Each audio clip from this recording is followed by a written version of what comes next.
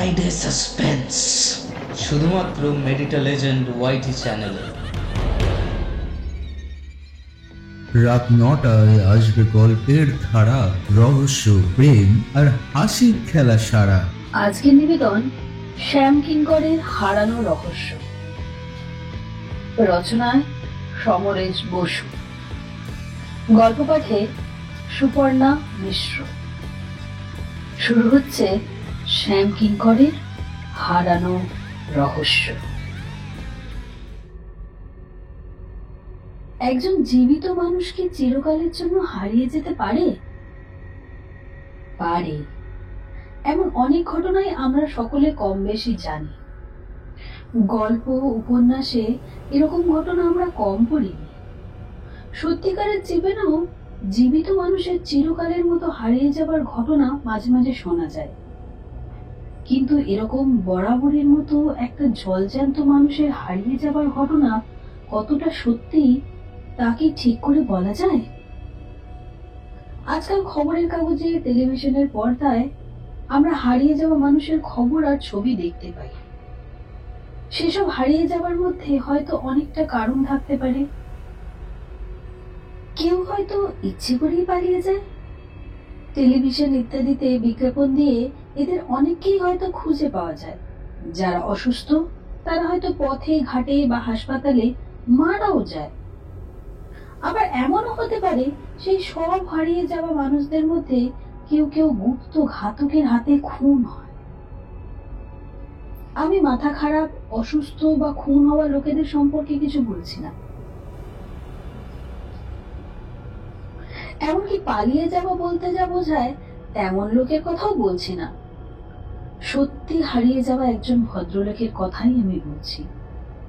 ভদ্রলোকের হারিয়ে যাওয়া একটা রহস্যজনক ঘটনা। তেমনি হারিয়ে যাওয়ার পরেও তিনি আমার জন্য অনেক রহস্য রেখে গিয়েছিলেন। ঘটনাটা ঘটেছিল কলকাতার বাইরে একটা ছোট্ট শহরে। আমার বয়স তখন 14 কি 15। ছোট শহরের একটা ব্যাপার হলো, আলাপ পরিচয় না থাকলেও সবাই সবাইকে চেনে। বিরাট শহর কলকাতার মতো নয় যে পরিচিত ছাড়া কেউ কারোকে চেনে না। এমনকি পাশের বাড়ির লোককেই অনেকে চেনে না। কিন্তু মফস্বলের ছোট শহর অনেকটা গ্রামের মতোই। বিশেষ করে সেই সময়, আমার বয়স যখন ছিল 14-15, সেই সময় ছোট শহরে সকলেই সকলের মুখ চেনা ছিল। এমনকি মুচি ফেরিওয়ালারাও বাদ যেত না। আমি যে ভদ্রলোকের কথা বলছি তার নাম ছিল শ্যাম কিঙ্কর চট্টোপাধ্যায়। তার পরিচিত শহরের লোকেরা তাকে শ্যামবাবু বলেই ডাকত। যে সময়ের কথা বলছি তখন শ্যাম কিঙ্কর বাবুর বয়স 40-42-এর বেশি নয়। তিনি আমাকে চিনতেন কিনা আমি জানি না। আমাদের বাড়ির সঙ্গে তাদের বাড়ির কোনো পরিচয় ছিল না, কিন্তু আমি শ্যামবাবুকে চিনতাম। তাকে চেনার বিশেষ কোনো কারণ ছিল না। শহরের অনেককেই যেমন চিনতাম, তাকেও সেরকমই চিনতাম। শহরের পশ্চিম দিকে তাদের সেকালে বিরাট দোতলা বাড়িটাও বাইরে থেকে দেখেছি। বাড়িটা আমার চোখে যেমন ফুতুরে লাগতো, এত বড় বাড়িটার অধিকাংশ দরজা জানলা সব সময় প্রায় বন্ধ থাকতো। মনে হতো বাড়িটা ফাঁকা, লোকজন নেই।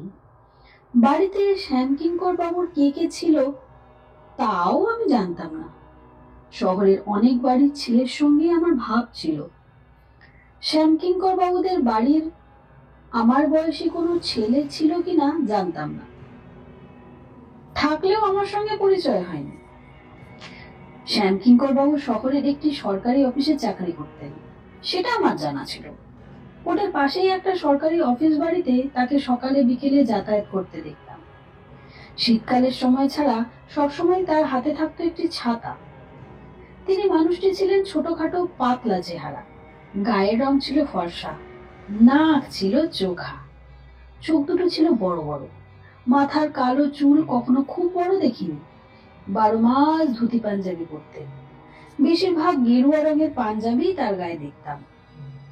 তাকে দেখলেই মনে হতো তিনি বেশ শান্ত প্রকৃতির মানুষ। খুব অল্প লোকের সঙ্গেই তাকে মেলামেশা করতে দেখতাম। কথা বলতেন আস্তে আস্তে, খুব গম্ভীর হয়ে থাকতেন না। তবে তাকে খুব বেশি হাসতেও বিশেষ দেখিনি। শহরের কোনো কোনো লোককে নিয়ে ভালো মন্দ নানা রকম আলোচনা হতো, শ্যামকিঙ্কর বাবুকে নিয়ে কোনো রকম আলোচনা হতো না। কেনই বা হবে?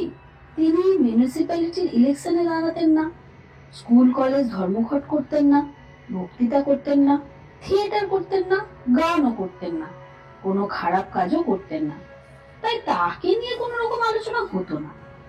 আমি বা আমার বন্ধুরা কোনোদিন তাকে নিয়ে কোনো কথা বলিনি। তিনি ছিলেন শহরের একজন খুব সাধারণ মানুষ, কিন্তু এই সাধারণ মানুষটি একদিন শহরের সকলের আলোচনার পাত্র হয়ে উঠলেন। আমরা শুনলাম শ্যামকিঙ্কর বাবুকে 2 দিন ধরে নাকি খুঁজে পাওয়া যাচ্ছে না। 2 দিন আগে খেয়ে দিয়ে বেলা 10টা নাগাদ তিনি অফিসে গেছিলেন, তারপর আর বাড়ি ফিরে যাননি। অফিসে খবর নিয়ে জানা গেছে তিনি নাকি সেদিন অফিসেই যাননি। আমরা 2 দিন পরে খবরটা পেয়েছিলাম, কারণ শ্যামকিঙ্কর বাবুর বাড়ির লোকেরা নাকি ভেবেছিলেন তিনি হঠাৎ কোথাও গেছেন, পরে তিনি ফিরে আসবেন, কিন্তু আসেননি। বাড়ির লোকেরা তার অফিসের বন্ধু বান্ধবদের কাছে খোঁজ করেও যখন কিছু জানতে পারেননি, তখন থানায় খবর দেওয়া হয়েছিল। তারপরেই খবরটা ছোট শহরে ছড়িয়ে পড়েছিল। আমি আর আমার বন্ধুরা খুবই অবাক হয়েছিলাম। শ্যামকিঙ্কর বাবুর মতো বয়সের একজন লোক কখনো হারিয়ে যেতে পারেন না, অথচ পুলিশ তাকে তন্ন তন্ন করে খুঁজছে। রেল লাইনের ধারে, নদীতে, কোথাও খুঁজতে বাকি রাখিনি। শহরে কয়েকদিন ধরে কেবল একটা কথা নিয়ে সবাই আলোচনা করছিল, ছোট বড় সকলের মুখে শ্যামকিঙ্কর বাবুর নাম। আর সত্যি মিথ্যে কত রকমের গুজব যে রটেছিল তার কোনো মাথা মুন্ডু নেই। আমাদের বাড়ির বড়রা অনেকে আলোচনা করছিলেন। তারা নাকি শুনেছিলেন শ্যামকিঙ্কর বাবুর তাদের এজমালি সম্পত্তির একটা অংশ নিজে বিক্রি করে 1 লাখ টাকা সবাইকে ফাঁকি দিয়েছিলেন। সেই সম্পত্তি ছিল অন্য এক দূরের জেলায়, গ্রামাঞ্চলে। ধরা পড়ে জেলে যাওয়ার ভয়েই তিনি পালিয়েছেন। কিন্তু দিনে দুপুরে সকলের চোখ ফাঁকি দিয়ে কোথায় যেতে পারেন? ট্রেনে চেপে কোথাও গেলে টিকিট কাটবারই বা সময়ে জানা যেত, সেখানে তাকে দেখা যায়নি। নদী পেরিয়ে গেলেও জানা যেত, কারণ খেয়াঘাটের মাঝি মাল্লা সবাই তাকে চিনত, তারাও কেউ দেখেনি। বাসে চেপে কোথাও যে যাবেন তার উপায়ও ছিল না, কারণ তখন আমাদের শহরে বাস চলাচল শুরু হয়নি। একথাও শোনা গেছিল যে বাড়ি থেকে তিনি টাকা পয়সা জামা কাপড় কিছুই নিয়ে বেরোয়নি। অফিসে যেমন যান তেমনি গেছিলেন। সময়টা শীতকাল ছিল বটে, হাতে ছাতাও ছিল না। ব্যাপারটা সত্যিই রহস্যজনক। এরকম ধারণা ছিল আমাদের বাড়ির বড়দের। তবে এরকম একটা ঘটনা নিয়ে কদিনই বা আর লোকে মাথা ঘামায়? শহরে যার যত রকম ধারণা ছিল কেউ তা বলতে বাকি রাখেনি। তারপর মাসখানেকের মধ্যেই সবাই শ্যামকিঙ্কর বাবুর কথা ভুলে গেছিল। কেউ আর তাকে নিয়ে কথা বলতো না। আমার বন্ধুরাও আর কিছু বলতো না, আমিও কিছু বলতাম না। তবে আমি ঘটনাটা ভুলতে পারিনি। আমার প্রায় মনে হতো একটা জলজ্যান্ত মানুষ হঠাৎ কোথায় উধাও হয়ে গেলেন, কেনই বা গেলেন। 1টা বছর কেটে গেছিল, আবার শীত এসেছিল। আমাদের শহরের পূব দিকে রেল লাইন পেরিয়ে গেলেই গ্রাম। শহর থেকে প্রায় 5-6 মাইল দূরে ছিল বিরাট একটা বিল। বর্ষাকালে সেই বিলকে সমুদ্রের মতো মনে হতো। শীতকালে জল কমে যেত আর বিলের অনেক জায়গায় চাষ হতো, মাছও পাওয়া যেত। আর বিলের ধারে জঙ্গলে গাছপালায় ভিড় করত বহু রকমের পাখি। সেই জঙ্গলে কেবল বুনো খরগোশই ছিল না, বুনো শুয়োরও ছিল। আশেপাশের গ্রামে যেসব সাঁওতালরা ছিল তারা তাদের শিকারী কুকুরদের নিয়ে তীর ধনুক হাতে বিলের জঙ্গলে শিকার করতে যেত। শহরে যাদের বন্দুক ছিল তারাও কেউ কেউ সেখানে শিকারে যেত। আমি বা আমার বন্ধুরা শিকারে যেতাম না, বিলের ধারে আশেপাশের গ্রামে বেড়াতে যেতাম। শীতের বেলার 10টা-11টার মধ্যেই খেয়ে নিয়ে বেরিয়ে পড়তাম। সন্ধ্যাবেলার অন্ধকার নেমে আসবার আগেই বাড়ি ফিরতাম। পৌষ মাঘ 2 মাসের মধ্যে অন্তত 2-3 দিন আমরা বিলের ধারে বেড়াতে যেতাম। শ্যামকিঙ্কর বাবু যে বছর নিরুদ্দেশ হয়ে গেছিলেন সে বছরেও আমরা 2 দিন বিলের ধারে বেড়াতে গেছিলাম। পরের বছরও গেছিলাম। পরের বছর প্রথম যেদিন গেছিলাম আমরা প্রায় বেলা 1টায় বিলের ধারের প্রায় গ্রামটায় পৌঁছেছিলাম। প্রত্যেক বছরই যেতাম বলে গ্রামের লোকেরা আমাদের চিনত। আমরা বাড়ি থেকে সবাই কিছু না কিছু খাবার নিয়ে যেতাম। তবু তেষ্টা পেলে গ্রামের লোকেদের কাছে যখন জল চাইতাম, তারা শুধু জল দিত না, নতুন গুড়ের পাটালি তো দিতই, তাছাড়া অন্য রকমের মিষ্টিও দিত। সেই সময় খেতে থাকতো ছোলা আর কড়াইশুঁটি। গ্রামের লোকেরাই আমাদের ছোলা আর কড়াইশুঁটি হাতে তুলে দিত। যাই হোক, আমরা বিলের ধারে যাবার আগে প্রথমে গ্রামে ঢুকি। এক বাড়িতে নতুন গুড়ের পাটালি আর জল খেয়েছিলাম। তারপর বিলের ধারে জঙ্গলে গিয়েছিলাম। সাঁওতালদের একটা দল শিকারে এসেছিল। জঙ্গল আর গাছপালা ক্রমেই ঢালুতে নেমে গেছে। জঙ্গলের পরে চাষের জমি, আরো দূরে নিচের দিকে জল। আমার চোখে পড়েছিল জঙ্গলের উঁচু পাড়ের দিকে নতুন মাটির ঘর, মাথায় টালি। বেড়ার ফণি মনসা তেমন বড় হয়নি। উঠোনটা গোবর মাটি দিয়ে লেপা মোছা তকতকে। তবে একটাও ফলের গাছ ছিল না। একদিকে একটা বট গাছ, অন্যদিকে একটা গাম্বিল গাছ ছিল। বিলের ধারের উঁচু পাড়ের জঙ্গল সাফ করে নতুন ঘর তোলা হয়েছিল। আগের বছর বাড়িটা দেখিনি। গ্রামের বাইরে ওরকম কোনো বাড়ি বিলের ধারে ছিল না। বাড়িটা দেখে আমার কিছুই মনে হয়নি, কিন্তু খুব অবাক হয়ে গেছিলাম অন্য কারণে। ফণি মনসার বেড়ার এক জায়গায় একটা কঞ্চির আগল ছিল। সেই আগলের সামনে দাঁড়িয়েছিলেন গেরুয়া থান আর চাদর পরা এক সাধু বাবা। সাধু বাবার মাথার লম্বা চুলে জটা পড়েছে, লম্বা গোফদারিতে ভরা মুখ, তাতে কিছু পাকও ধরেছে। তার পা দুটো ছিল খালি। আমার বন্ধুরা কেউ সাধু বাবার দিকে তাকিয়েই দেখেনি। তখন ওরা সবাই জঙ্গলের দিকেই তাকিয়ে হাঁটছিল। কিন্তু আমি যেন ভূত দেখার মতো চমকে উঠেছিলাম। মাথায় যতই জটা থাকুক, তার মুখ গোফদারির জঙ্গলে ঢাকা পড়ুক, নাক চোখ দেখে আমার শ্যামকিঙ্কর বাবার মুখ মনে পড়ে গিয়েছিল। তার চোখ আমাদের দিকে ছিল না, তিনি আকাশের দিকে তাকিয়েছিলেন। অনেকগুলো তিতির তখন আকাশে উড়ছিল। আমি সাধু বাবার দিকে তাকিয়ে দাঁড়িয়ে পড়েছিলাম। বন্ধুরা এগিয়ে গেছিল। সাধু বাবাকে যতই দেখছিলাম ততই মনে হচ্ছিল উনি শ্যামকিঙ্কর বাবু ছাড়া আর কেউ নন। বন্ধুরা খানিকটা এগিয়ে আমাকে চিৎকার করে ডেকেছিল। তখন সাধু বাবার আমার দিকে নজর পড়েছিল। আমার সঙ্গে চোখাচোখি হতেই তিনি যেন তখন অস্বস্তি বোধ করছিলেন। মুখ ফিরিয়ে আস্তে আস্তে আগলের ভেতরে চলে গিয়েছিলেন। সারাদিন বিলের ধারে জঙ্গলে আর গ্রামে গ্রামে বেড়ালেও সাধু বাবার সেই মুখ আমি ভুলতে পারিনি। কিন্তু আমার সন্দেহের কথা বন্ধুদের বলিনি, কারণ ওরা তো হলে হইচই করে সাধু বাবাকে দেখতে ছুটত আর বিশ্রী একটা কাণ্ড করত। আমি গ্রামের লোককে বিলের ধারে বাড়িটার কথা জিজ্ঞাসা করেছিলাম। তারা বলেছিল কয়েক মাস আগে একজন সাধু বাবা এসে ওখানে ঘর তুললে আশ্রম করেছে। অন্য লোক হলে গ্রামের লোকেরা তাড়িয়ে দিত, কিন্তু লোকটা নাকি সত্যিই ভালো, কারোর সাথে কাছে থাকে না। তার চাষ আবাদ করা বা মাছ ধরার কোনো ইচ্ছেই নেই। যা সামান্য পুঁজিপাটা ছিল তা দিয়ে জঙ্গল সাফ করে ঘরটা তুলেছে। সাধু বাবা নিজের মনেই থাকে। সে কোনো ভোজবাজি দেখায় না, জল পড়া মাদুলি দেয় না, এমনকি তার নিজের খাবার সংস্থানও নেই। তাই গ্রামের লোকেরাই তাকে চাল ডাল তরকারি দেয়।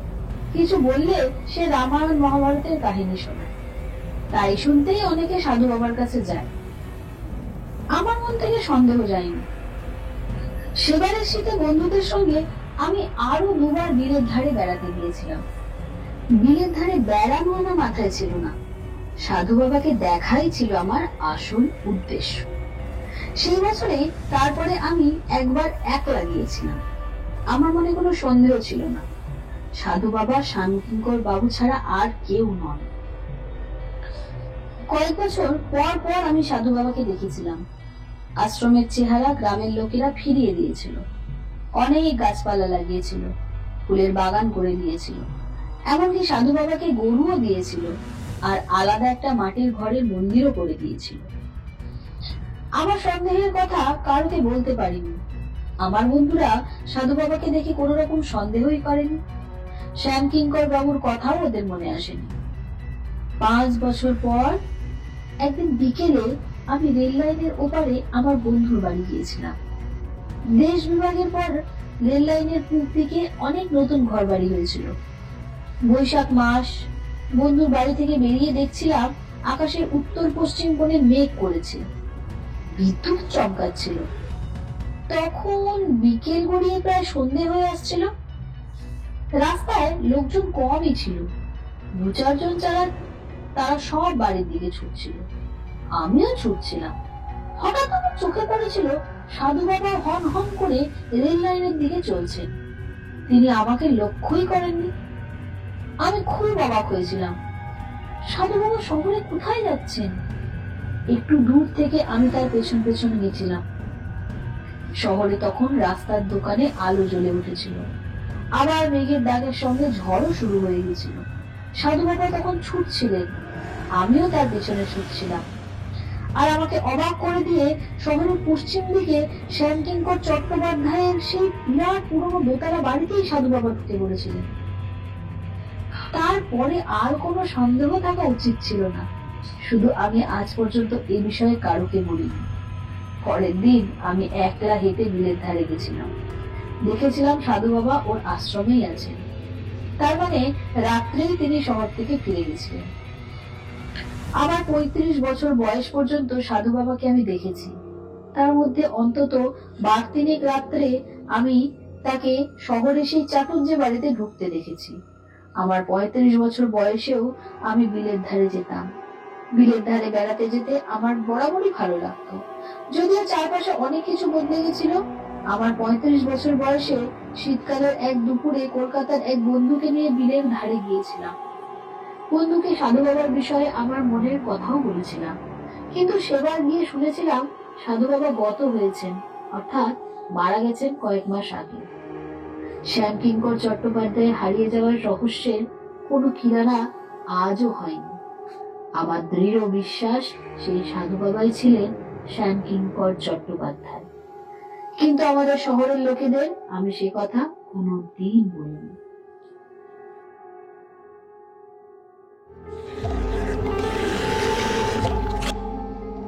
ফ্রাইডে সাসপেন্স শুধুমাত্র মেডিটা লেজেন্ড ওয়াইটি চ্যানেলে।